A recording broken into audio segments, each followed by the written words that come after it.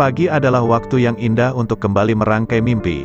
Waktu yang indah untuk memulai sesuatu hal yang baru dan waktu ketika harapan-harapan baru merekah menghiasi langit yang biru. Awali pagimu dengan senyuman. Insya Allah harimu akan penuh dengan senyuman. Kalimat itulah yang selalu memotivasiku dalam mengawali hari. Sinar matahari pagi ini begitu cerah. Padahal beberapa hari kemarin langit tampak redup karena tertutup awan mendung. Sekarang memang sudah memasuki musim penghujan. Ra, jangan lupa sarapan sebelum ke kampus. Sudah mama siapin roti panggang di atas meja makan. Mama mau pergi ke rumah Tante Anissa dulu, ucap mama yang menyembulkan kepalanya di balik pintu kamarku. Seluruh mahasiswa yang berada di dalam kelas menghentikan kegiatan masing-masing. Assalamualaikum, salam, tumben sekali. Biasanya Pak Ginanjar selalu menyapa kelas dengan ucapan, sudah siap menerima materi saya, tapi kok ini malah mengucapkan salam. Citra menyenggol bahuku, nyari apa sih? Lihat tuh ke depan siapa yang masuk ke kelas kita, ujarnya semangat. Aku masih sibuk mencari keberadaan tempat pensilku, perasaan sudah aku masukkan ke dalam tas, tapi kenapa tidak ada?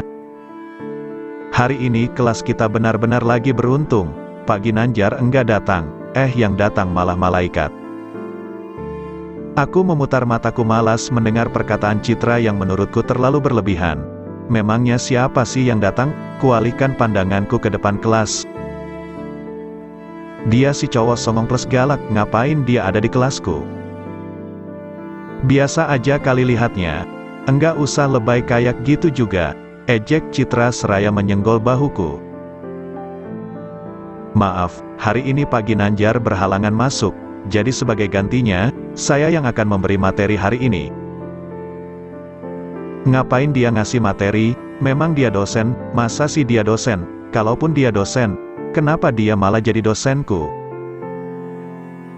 Apa aku bilang? Ganteng banget kan Pak Ali? Lagi-lagi Citra memberi pujian. Pak Ali memang ganteng, 11-12 lah sama Ali Syakib. Tapi tidak tahu saja bagaimana sikap asli Pak Ali yang dia puji itu. Kalau tahu, aku yakin pasti Citra bakal langsung pensiun deh jadi penggemarnya Pak Ali. Tidak terasa kelas mata kuliah Pak Ginanjar selesai. Kuakui cara penyampaian materinya sangat bagus. Biasanya aku sangatlah lemot kalau menerima materi ini. Entah kenapa saat dia yang menjelaskan materi tersebut, terasa begitu mudah dimengerti. Syukurlah, di antara sikap buruknya, dia masih memiliki sisi baik. Bukan hanya ganteng, dia pun mampu menyampaikan materi dengan sangat baik. Ya ampun, kesambet apa aku? Kenapa aku malah memujinya? Sudah cakep, enak banget lagi cara penyampaiannya, aku mengangguk. Hal tersebut memang tidak bisa dipungkiri. Tapi, tetap saja sikap songongnya bikin aku sebal sama dia. Aku berlari ke arah mobilku ketika hujan turun cukup lebat. Ponsel jadulku berdering dengan nyaring, Assalamualaikum. Sapaku pada orang yang menghubungiku. Sayang, bisa jemput mama di rumah Tante Anissa? Suara lembut mama mengalun di telingaku. Mama masih di rumah Tante Anissa? Tanyaku tak percaya. Betah sekali mama di sana. Iya, mama masih di rumah Tante Anissa. Kamu bisa kan jemput mama sekarang? Iya Ma Zahra, bisa kok jemput mama. Kebetulan kelas hari ini sudah selesai. Jalanan yang kulalui terlihat begitu lengang, beda sekali dengan tadi pagi yang padat merayap. Beberapa kendaraan melaju dengan kecepatan tinggi. Aku memelankan laju mobilku ketika melihat orang-orang yang berkerumun di pinggir jalan. Tampak pula sebuah sepeda motor yang ringsek di sana. Kecelakaan. Seorang pria parubaya melambai-lambaikan tangannya ke arah mobilku. Kuhentikan mobil tepat di samping pria tersebut.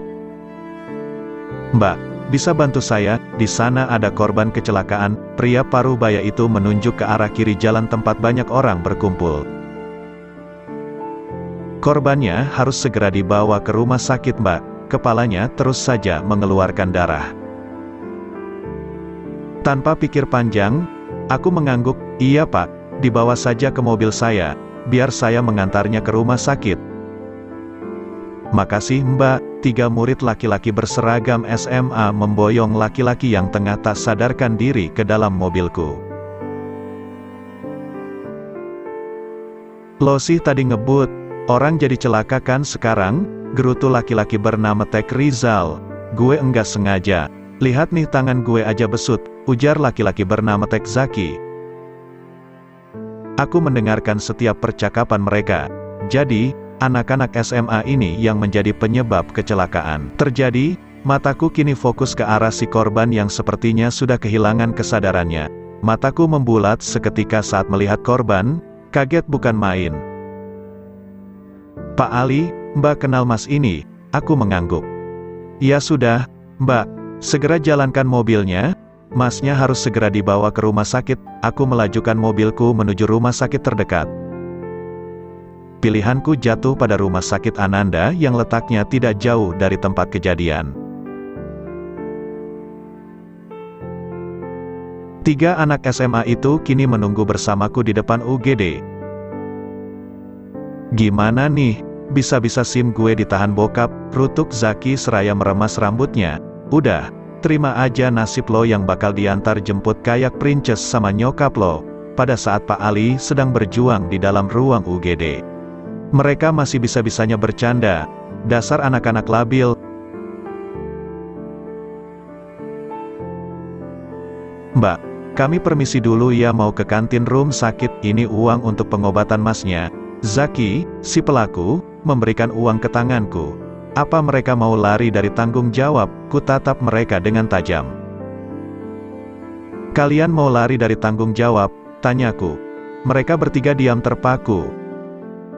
Mbak, ayah saya polisi. Kalau saya ketahuan nabrak orang, bisa-bisa saya ditembak sama dia Mbak. Zaki memberikan tatapan memelas padaku. Saya mohon Mbak, izinin kami pergi. Terserah kalian. Kalau kalian mau pergi, saya tidak akan menghalangi. Ucapku akhirnya, untuk apa aku memaksa orang yang tak ingin bertanggung jawab, toh kalau mereka punya hati, mereka pasti tidak akan pergi. Kalian berdua mau pergi? Pertanyaan itu terlontar dari pemuda yang sedari tadi hanya diam. Di seragamnya tidak tertempel nama Tek hingga aku tidak tahu namanya. Zaki dan Rizal mengangguk, lalu pergi. Kini yang menunggu keadaan Pak Ali hanya aku dan pemuda tak bernama Tek itu. Bibirnya terus berkomat kamit, samar-samar aku dapat mendengar lantunan surah Ar-Rahman dari bibirnya. Seorang suster menghampiri kami, Mas Andra. Sapa suster itu kepada pemuda yang kini duduk di sampingku. Pemuda yang sedari tadi menunduk itu mendongakkan wajahnya. Bagaimana keadaan korban kecelakaan tadi? Alhamdulillah sudah ditangani. Mas, sekarang pasiennya akan dibawa ke ruang perawatan. Jelas suster itu dengan sangat sopan. Alhamdulillah, ucapnya pelan. Dia mengusapkan kedua tangan ke wajahnya. Ponselku kembali berdering. Nama Mama tertera di layar. Assalamualaikum Ma, ucapku memberi salam. Sayang, kamu di mana? Kok belum jemput Mama? Suara Mama terdengar begitu khawatir. Astagfirullah, bagaimana mungkin aku sampai lupa untuk memberi kabar pada Mama dan Tante Anissa. Ma, Zahra sekarang ada di rumah sakit, sahutku. Pelan, ku dengar Mama memekik kaget. Di rumah sakit, kamu kecelakaan? Apa jangan-jangan kamu nabrak orang? Cerocos Mama. Bukan Zahra yang kecelakaan, tapi Pak Ali yang kecelakaan. Pak Ali siapa Ra? Tanya Mama bingung. Pak Ali anaknya Tante Anissa. Kini bukan hanya suara pekikan Mama yang terdengar, suara Tante Anissa yang histeris pun terdengar. Sekarang gimana keadaan Ali Ra? Suara Mama sudah berganti dengan suara Tante Anissa. Sudah ditangani, sekarang Pak Ali sudah dipindahkan ke ruang rawat inap. Jelasku. Aku memberitahu Mama dan Tante Anissa tempat Pak Ali dirawat. Andra, pemuda yang sedari tadi menemaniku, beranjak dari duduknya. Mbak, saya pamit dulu ya. Insya Allah nanti sore saya akan kemari lagi bersama kedua teman saya. Ucapnya terdengar sangat sopan. Aku mengangguk mengerti. Aku melangkahkan kaki menuju ruang rawat Pak Ali VIP. Tidak salah dia ditempatkan di ruang VIP, aku kan belum mengurus segala administrasinya. Aku mengurungkan niat untuk masuk ke ruangan tersebut. Aku menuju staf administrasi. Aku mengerutkan kening saat suster menyatakan kalau semua administrasi sudah selesai. Siapa yang melakukannya? Apa pemuda yang bernama Andra? Aku pun kembali menuju kamar rawat Pak Ali. Kukirimi mama pesan untuk menginformasikan ruang rawat Pak Ali. Aku meringis ngeri saat melihat keadaannya, kepalanya diperban, tangan kanannya juga digips, ada beberapa lecet yang menghiasi wajahnya. Tapi, lecet itu sama sekali tak mengurangi ketampanan seorang Ali. Astagfirullah, kenapa aku malah memuji ketampanannya? Aku mendudukkan tubuhku pada sofa yang berada di pojok kanan ruangan. Ini benar-benar kamar VIP. Lihat saja, ini bukan seperti kamar bagi pasien yang sakit, melainkan kamar hotel, ada 2 tempat tidur, satu untuk pasien dan satunya mungkin untuk keluarga pasien yang menunggu. Ada kamar mandinya, jadi tidak usah repot-repot keluar kamar kalau ingin ke kamar mandi. Ada sofa empuk, kulkas kecil, dan televisi yang menempel di dinding.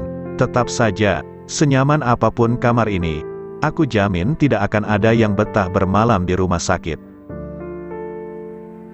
Aku memperhatikan wajah Pak Ali yang meringis. Apa dia merasakan sakit? Aku menghampirinya. Matanya telah terbuka sempurna. Dia menatapku dengan dahi berkerut. "Saya ada di mana?" tanyanya. "Bapak ada di rumah sakit." Ia melirik tangan kanannya yang digips. "Kamu ngapain di sini?" Pertanyaannya yang tiba-tiba membuatku mati kutu. "Iya, ngapain ya aku di sini? Gak penting banget nungguin cowok songong kayak dia." Baru saja aku hendak melangkahkan kaki ke arah pintu. Tiba-tiba pintu terbuka lebar.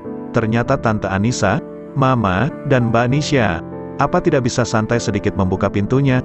Kalau saja pintu itu bisa bicara, pasti dia akan protes karena telah didorong dengan kuat. Cukup, kenapa aku malah membahas pintu? Tante Anissa segera menghampiri Pak Ali. Tangannya mengusap lembut pipi anaknya.